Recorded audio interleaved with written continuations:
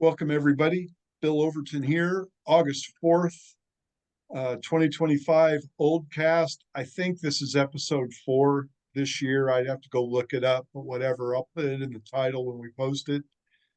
Today's guest is Huns head coach Justin Celotto. That's for 15s. I think he kind of got dragged into sevens this summer, but we're really glad to have you as a member of the club. Justin, how you doing? Yeah, I'm doing great. How are you? I'm doing good too. It's really nice to have a chance to sit down with you and to talk a little bit. Um, First of all, tell us a little bit about your background. You're a little bit of a younger guy, which is really cool. You came to us through some sort of a connection in Australia, but you're an American. Give us the give us the 2 minute Justin Solotto history of your life in rugby and how you got to the Huns. Yeah, for sure. Yeah, no, I grew up playing. Everyone thought I was Australian when I rocked up to the meeting, but nope, from California, from Northern California, Humboldt, California. Went to Cal Poly Humboldt and played there. And dad was DOR there, and Greg Pargy, the head coach, went off from there off to New Zealand and worked as an intern in Inside Running Academy with Mike Rogers, who is working with the Chiefs, I believe now, but was the Manawatu head coach and worked with the Free Jacks. So learned a lot under him and a lot under a big group of guys that came in for a coaching course. Rusty Earnshaw, Harry Curtin, Philo, all those guys came in, and I was able to learn quite a lot. And then went across from there over to Australia and played for Eastern Suburbs for a year. Learned tremendous things there as well, and played in the lower grades and had fun, and also, again, learning under a different culture. So that's three cultures right there, which is, U.S., New Zealand, Australia. And then kept coaching as well, kept helping out with certain areas, certain teams, that, and then ended up in University of Queensland up in Brisbane, Australia. Coached there as the Prem's Colts attack coach and just assistant coach, backs coach of Josh Bray or Wombat. From there, yeah, we finished off that season. Also coached with Churchy, which is one of the top high schools. I coached the second side there and also coached Queensland Indigenous and Pacifica. How I ended up here is actually a funny story. I reached out, was getting a little bit homesick, was deciding if I wanted to stay in Australia or come back to the States. And then all of a sudden got reached out to by Austin Willis because I was speaking to, the reporter, Goff Rugby, was speaking to him, and all of a sudden he said, "Oh, this coach might want you," and then was about to head on over here, and yeah, now I'm here and rocked up, got to California, saw my family for a week, went to the Cal Poly Humboldt Rugby alumni event, grabbed my car, loaded up, and ended up here within 30 hours, really. So had the informational meeting from there, and yeah, been here since. Well, that's a pretty amazing story, really. Um, I find myself jealous. I know we've sent a couple players over to Australia, one with your club, the Bulldogs, and is that Taylor Green? Is that right? Yeah, so I was coach of University of Queensland, which is actually kind of the rival of Bulldogs.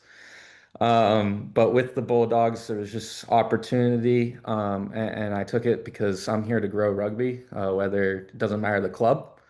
Here to grow rugby and here to grow our club. And that opportunity came with the Bulldogs. So was able to chat with Phil Mooney and Bray Wombat ended up in that location as well, and other individuals I was able to chat to, and we were able to build that connection. Now Taylor, yeah, is over there, and Nick RG didn't make the program or the application or whatever it is, but he was able to get over there, and now he's doing the same exact thing with Jeeps, which is awesome. Continuing to grow our club, and yeah, that's the kind of the story behind that one. So yeah, it's awesome.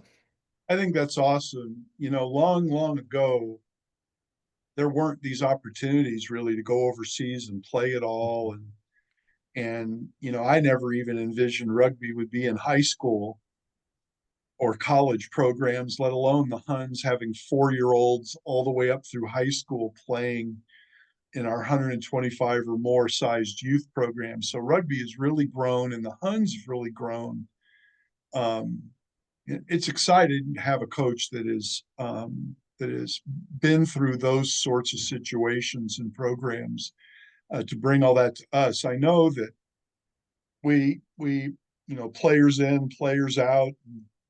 The TRU is a little bit of a tough league with the Reds and the Blacks. You had to come in and kind of recreate a little bit of culture in 15s, did you not, to get your own programs working?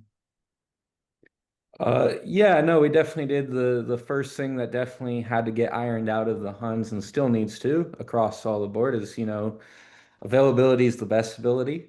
So the first rule we brought in was 80% attendance rule if you want to play at the D1 level. And guys committed to that, and it was awesome to see, and we saw some beautiful rugby because of it. You only get to build that culture if you're there. And so that's really it, and that's what we're building on the pitch is, hey, if you gotta be here, you gotta be able to compete for your spot. And that's the big thing too, is bringing in competition. So, guys felt comfortable, I think, where they were because maybe they were like, hey, I don't have to show up. I can get a call and show up in 2 weeks and when they need me and not go to training. It's just not, it wasn't how it's going to work here. And it's not going to work here anymore. If we want to be like the Blacks or the Reds and compete with them, then we need to have the continuity because we may not have, the player budget or whatever it is, but we'll have the players, but they need to be here. And we do have the players and the player group. We started to show that towards the end of the year when we were up 13 against the Blacks in 20 minutes. And when we were, uh, up against the Reds and a game that truthfully we could have won, lost by I think 7 or 14. So those are the areas we know we can improve in, and that all comes with coming to training. Two questions here.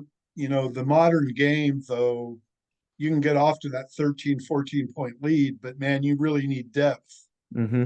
to finish because if it comes down to bangers or whatever at the end.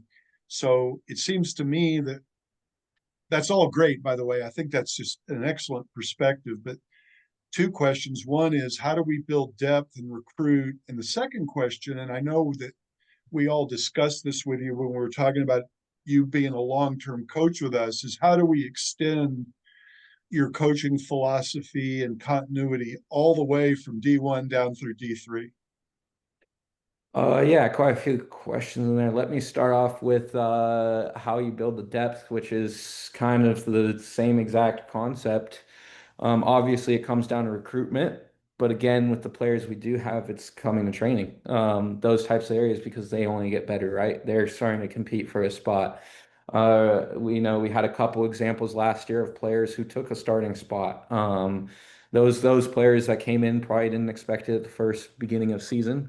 But they continued to show up to training, continued to show up to every scrum club. It's something we brought I into the loved club I this year. loved the scrum club idea. That Yeah. Wombat did that, right? Yeah, Wombat had a scrum club, I believe, with his previous club. But it's just something I wanted to bring over from there into this. And then we had Back Society, so two different names, but it's you get in, you get your pre's, you're able to keep building and come into training essentially warm and hot. So we're not starting off at zero. So that was really awesome. And so guys that were showing up to that were able to push themselves into either the 23 or even the 15 essentially. And so that's what we're looking for to keep building those. And then of course, as you said, it's recruitment and it's how we recruit.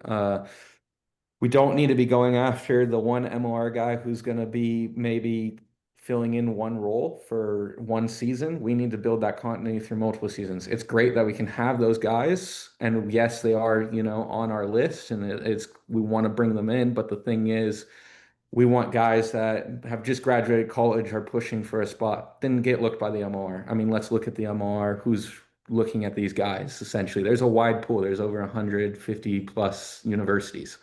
That draft can only have 6 teams drafting. So that's where we want to look as well. And the goal this year was to really fluctuate that and bring that in. And I think we really have, and bring in a large number of young guys hungry for that spot, because then that creates that competition. And then we bring in also the high level recruits on top of that.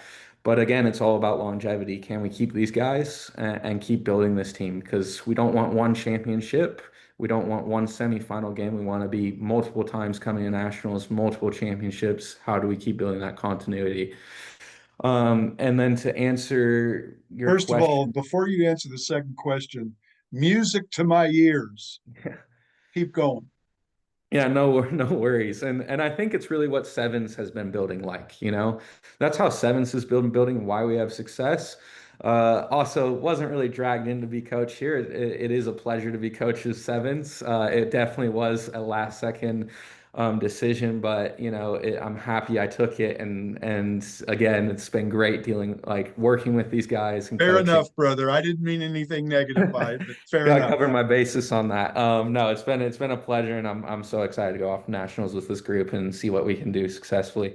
But yeah, sorry, what was the previous? Top to bottom. Yeah, top to bottom. Yeah, that's just the coach continuity. You know, keeping guys, also maybe keeping the groups together to a point. So last year through preseason, we did rotations D1 through 3 together. So we did skill rotations together, all those types of things. That built the continuity. But then keeping your coaching group aligned. I could maybe say F off to the lower groups and we take that front group forward.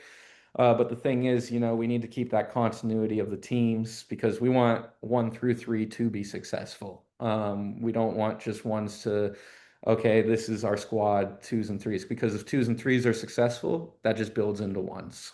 So, you know, guys like Wheezy, Zippy, all this year, Nayrod, those guys, they're all working together to bring up the players, and you know, ultimately they want to see their players at D1, and we want to, you know, see the lower team succeed. So keeping our coaching staffs aligned, keeping them around with rotations, and then, you know, we always finish off. I'm a big believer of full contact, full noise trainings, allowing those teams, you know, when D3 says, hey, we can take on D1. You know, half of last year they did. Honestly, they found continuity quicker. They were able to take us on, and that was awesome. It built all the groups. So, and then we're able to iron out from there. Hey, this group's lacking in this area, this group, and we're keeping that continuity and keeping, you know, that ones dripping into the threes, just as you said, and keeping it aligned. You know, we never had three sides back in the day when I played. We were lucky to have a full second side. But one of the things that I've noticed being involved the last, 8 to 10 years or so is that as far as the soul and heart of the club goes, there's an awful lot of that driven by the D2 and D3 guys that just love rugby and love the club, and it's super important to have that continuity. And again, with changing coaches and things like that, you and I talked about it before we started recording, that having you locked in so that we can have one perspective for a period of time is going to be very, very helpful. And that top to bottom philosophy is just really important. I know it is to me as a board member, but more importantly, it's important to those D2 and D3 guys. And I'm really glad to hear you say that. Let's move on and talk a little bit about sevens. For those of you that don't know, Huns 1 and Huns 2 took all the first place points this summer in both competitions. We took all the qualifier first place points. We took all the TOLA first place points between our two TOLA playing sides. We had a group of knuckleheads get together for one tournament, and that was led by Biff and Khalid at Bloodfest, but our standard two side came in second. We swept everything at Bloodfest. It was hilarious. And I don't know that there's ever been a complete clean sweep of the tournaments in qualifying for nationals and in Tola before. So that's a huge statement to our sevens program that, quite frankly, we've been building for a number of years. Just a little history lesson, Adam and Brian Wellborn took us to nationals the COVID year. We barely lost our first match to Chicago on a questionable forward pass. We easily could have, that call could have gone either way. We get that call, we win the pool unanimously. We lost to, I think it was Western Athletic Club on Sunday morning. Those two teams ended up in the finals. And we rebounded and played two great games after that loss on Sunday. So hats off to Brian Wellborn and Schneebly for that. Brian tells a story after that match, after we got our trophy, that we're walking down the track in front of the stands, and the stands gave us a standing ovation for beating Life West and coming in fifth. It was like the Huns had arrived and we had slayed the dragon, and we weren't that far from the top. We missed out the next year because the selectors, in my opinion, blew it. We were number 17. Texas didn't get two spots. And then the most recent 2 years, we've played well, but not great, and finished like eighth and ninth. So we've been building toward this for a while. Hats off to Rugby Nomad, Corey Jones, for staying at home with his home club this summer. Dallin Stanford has said that Corey has played more clubs than Elton John. Corey stayed home this summer, and some guys organically drifted to the Huns to play with us because our program is strong, and to play with Corey. So a lot of the recruiting this year has been organic because of all of that. I personally am excited to see Corey back and as a leader. This roster seems loaded to me. I've really enjoyed watching these guys play. Talk to me a little bit about your involvement and coaching with this sevens group. Just, is this something that's new to you? Have you been figuring it out on the fly? I know we have a partner from the University of Texas. You got a lot to talk about. Why don't you talk a little bit about sevens right now? Yeah, sevens is not new to me. I coached actually a couple teams in Australia as well, um, along with a couple teams, across the board. So, you know, it's not new to me, sevens, and actually I quite enjoy it and what comes with it because you get to try out new things. That's the fun thing about sevens, and it's kind of like Cool. a And thanks science for experiment. clarifying. Thanks for clarifying that, because I didn't know your experience level with sevens. It's good to hear that.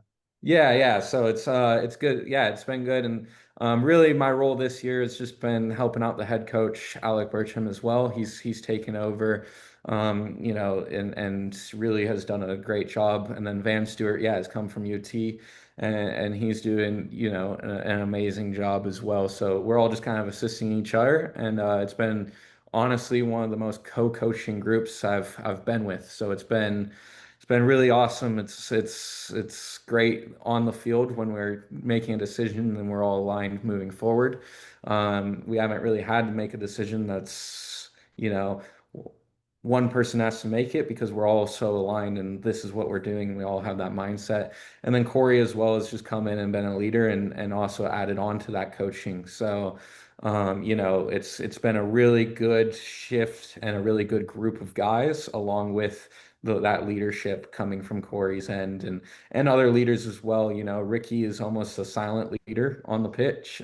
He's not going to be the one to really say much in the huddle, but he's going to come out and do everything right. So, he's a very silent in the locker room leader, and then there's multiple guys like that. Like I could go across the board and say how many leaders there are, which is great. So that's really how that dynamic's been working out, and it's been awesome. Dick Dog seems to speak a lot, though, when it comes to fines. Yeah, he's always watching, I guess, is the rule. So another way, he's a silent leader because he's always there and he's always finding out what the fines are for people. But no, he is probably the top fine holder for finding them. Who's going to run the kangaroo court? Probably Corey with the the kangaroo court. He ran, I think, the 15s. I was out of town for that one, but yeah, I think he'll just lead that within the sevens realm as well, unless someone steps up and can create something really cool. I think Corey's done a great job on that end. That's funny. We didn't have a kangaroo court back when I played. I experienced my first one personally at Maggot Fest when we took the door maggots named after doormat up there, and they roasted me really good. I laughed my ass off. It was a lot of fun. You know, I love, love seeing guys like Ricky Chestnutwood who and Van Diver who came to us through this sort of scholarship program. It's really just beer money. We give guys a place to stay and a little bit of beer money to come here in the summer from college. And, Austin Willis is another one. There's a lot of these guys, I think Alec even, that came to us through that sort of recruiting program over time that have become Huns, and Van Diver's on the board doing a great job with fundraising. And, all these guys love rugby and play in a bunch of different types of disciplines, touch, co-ed touch, going to under 30 World Cups in touch and shit like that. And just, bringing all this back. And then you see a guy like Dick Dog or a guy like Van Diver, really with that perspective, be glue guys. Do the do the little things that need to be done on a team. Maybe not the flashiest player, but they're the ones tracking back 90 meters to make a tackle on the 5 meter line and get a poach. That's a dick dog move right there. You know, um, that really gratifies the hell out of me. But having Corey with us and having folks naturally gravitate that have been to nationals before that want to play with Corey, all of this is kind of melted together this year in a really neat way. I mean, what's it like to coach when something like that is coming together? Yeah, you can honestly see it come together, and Bloodfest, I think, was a telltale of that, of this whole season. He started off a little bit disjointed, trying to find the chemistry off of each other, even coaches trying to find it off of players. All those type of how are we going to gel? Come out in the pool games and probably barely make it through the pool, right? I mean, we had the You know Army game. what? I'm glad you said that because we were a red, what hair against that Army team Mhm. from not getting through. Yeah. Yeah, I don't think that call needed to happen in the first place, but we won't go there. But But yeah, no, first half, we looked half asleep against Army. Forget the call at the end, but yeah. it was close. It was. No, it was close the whole game. But that's behind us. But the thing is, we probably barely made it through that pool. And we got together, we came here, he said, hey, we coaches gave their standpoint, players gave it back, leadership gave their standpoint. We said, how are we gonna move through this? We had the right rotations probably. And then we come out and we, have the best 2 games of that whole entire tournament. And so that's really been the telltale of this season and how we've been building, and it's just so exciting because we feel that click that we feel in that final game and those final 2 games through this whole entire end and through the season. So, carrying that into this weekend is really exciting, and to see, as you said, like what does it feel like?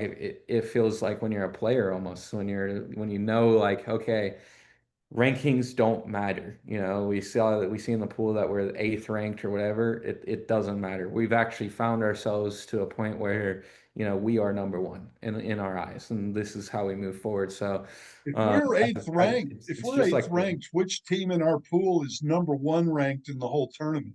I believe it's Nova. Yeah, yeah. So, Wow. it'll be really exciting to see, but at the same time, as a coach, it feels almost, hey, we've been building through this whole year, and we're excited to put it on the But pitch. the rankings are based on how our region did last year. So the Reds finished eighth. They barely got out of their pool, and Mhm. somehow, like with one win, one loss, one tie on point differential, they got into the next Sunday and lost all three matches. So Yeah. they finished eighth, and we get their ranking. It's more about that than it's anything else. Let me ask you this question, because I'm watching Bloodfest, and the feed crashes, so I'm dying at home, and the text comes through after the rain delay that we won, and then somebody, IA or somebody, gets the Blacks to give us the video. But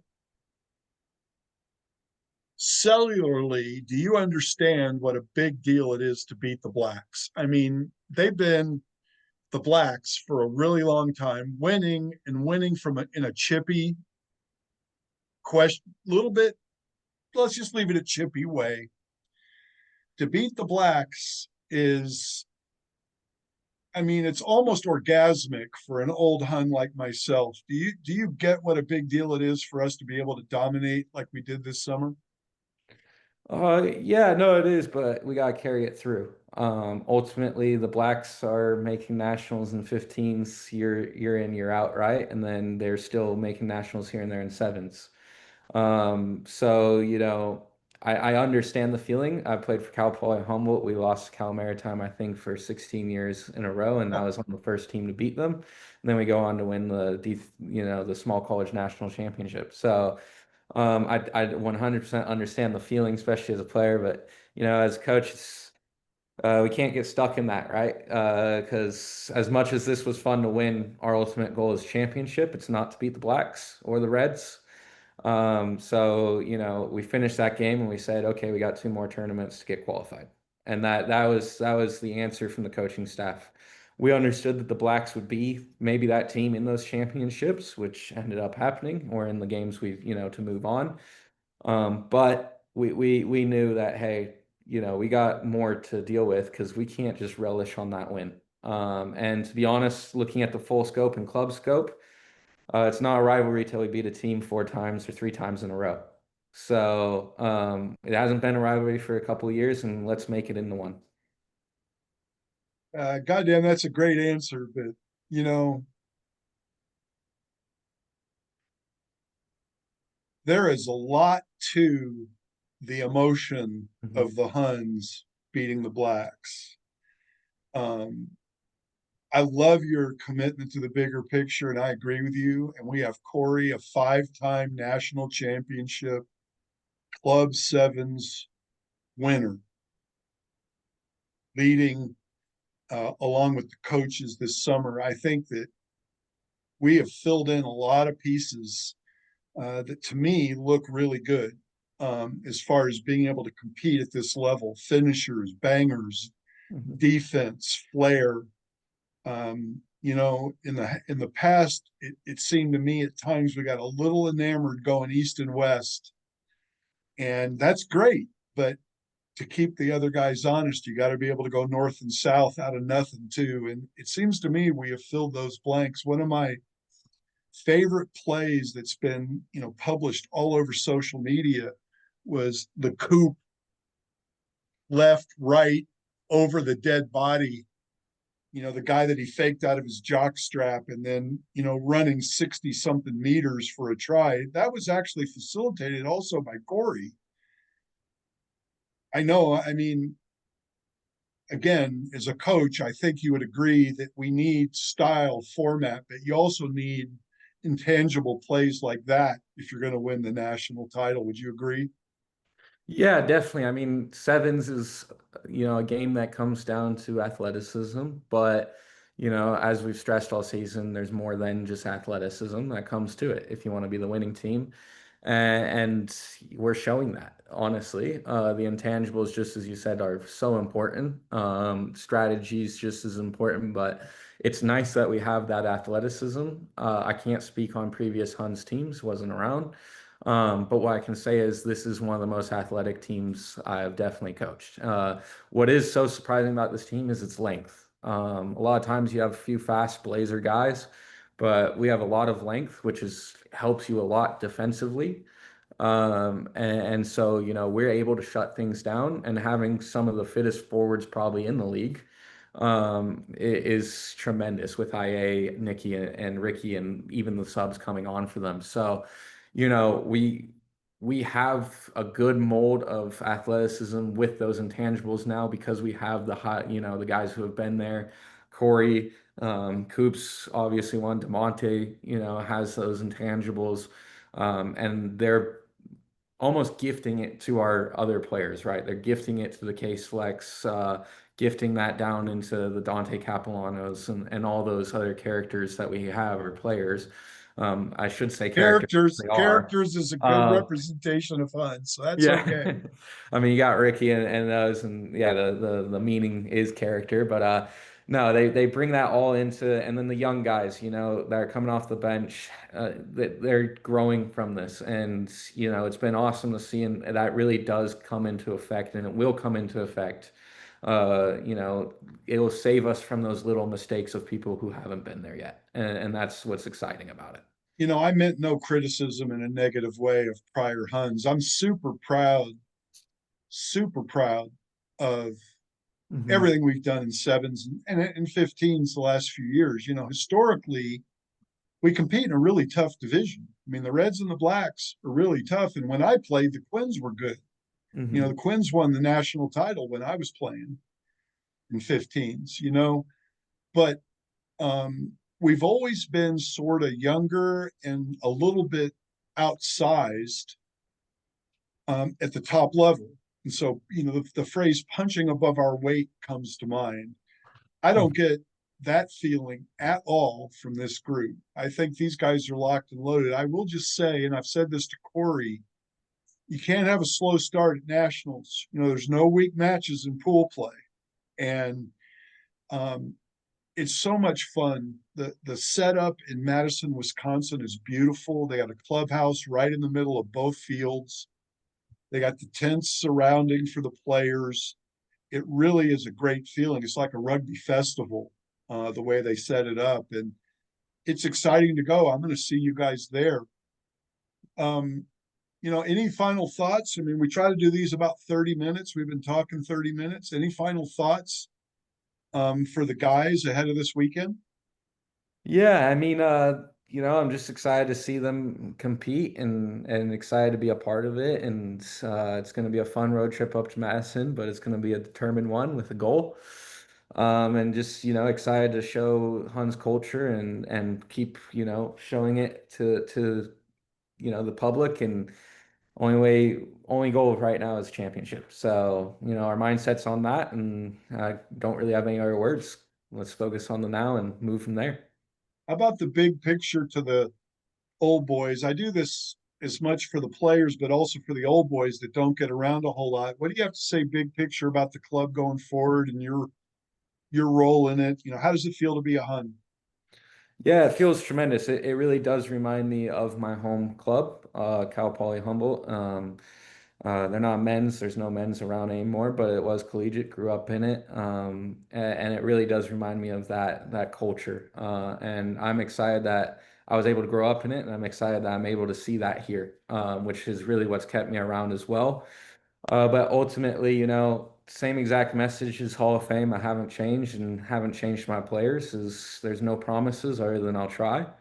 Ultimately, there's factors outside of what I can control, and then there's also ultimately, end of the day, we just got to do what we can. And what I'm trying to do right now is build us into a competitive club. And other people are helping me with that. Edwin as, the executive director, and then Wheezy as the D2 coach, Nayrod as D3, Zippy around.